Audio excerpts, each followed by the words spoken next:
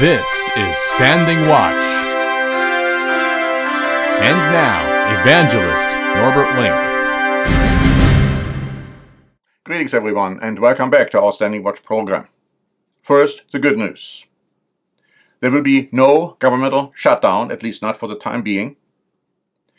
And 800,000 or so federal employees will be paid retroactively, and there are efforts to the effect that also the independent contractors working for the government but not being employed by them will also be paid, and that would be really good news.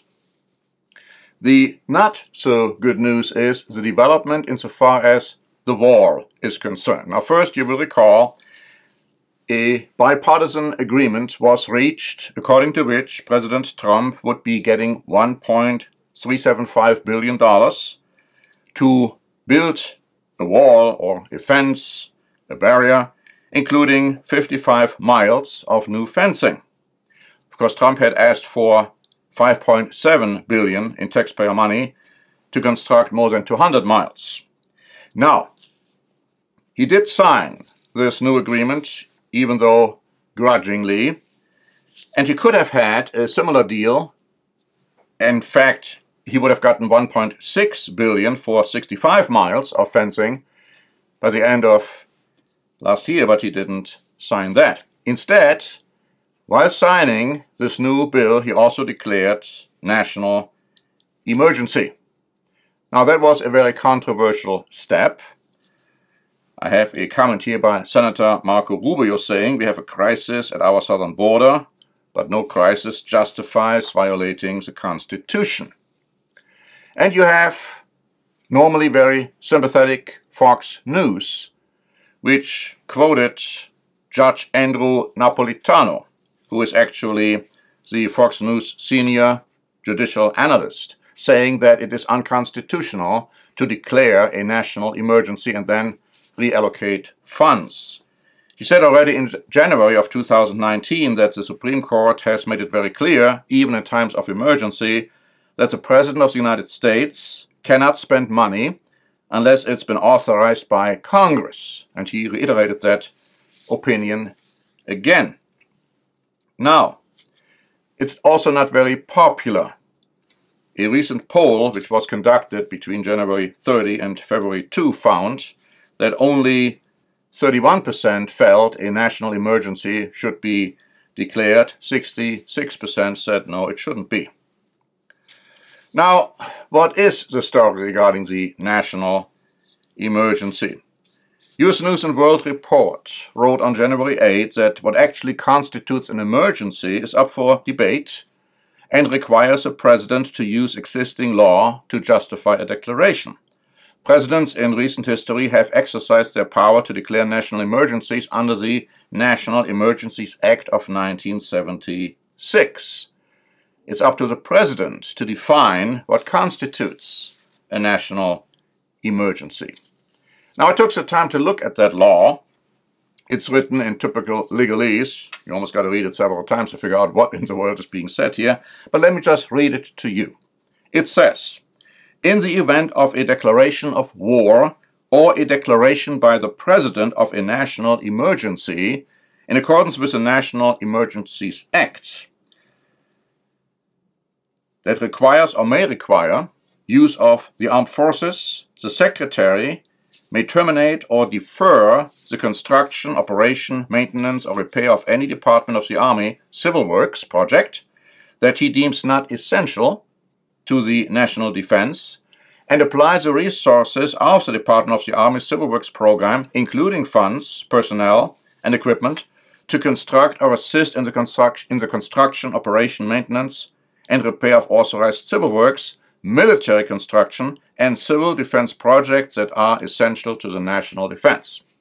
So again, very ambiguous statement, but it seems to say that the president can use money given to certain projects within the military for other projects. But here's the caveat.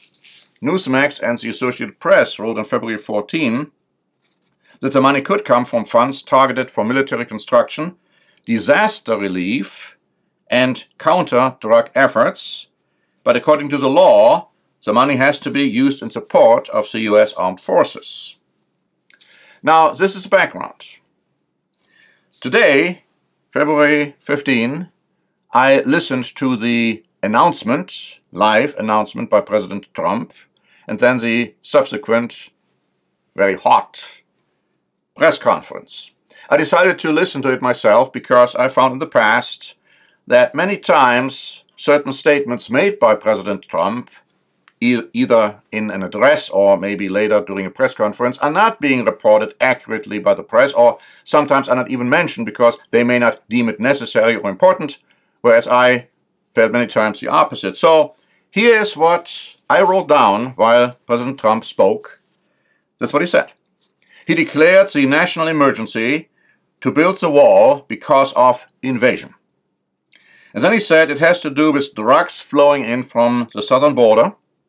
And then he pointed out that there's no drug problem in China because in China, drug dealers are facing the death penalty, whereas here in the United States, they may be facing just a fine.